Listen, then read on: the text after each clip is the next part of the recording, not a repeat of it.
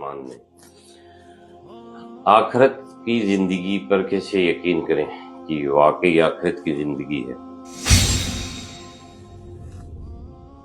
इस दुनिया को देखने के लिए जब हम और आप सब अपनी माँओं के पेट में थे, 9 महीने तक हम तक ग़िज़ा पहुंच रही थी, खाना पीना पहुंच रहा था।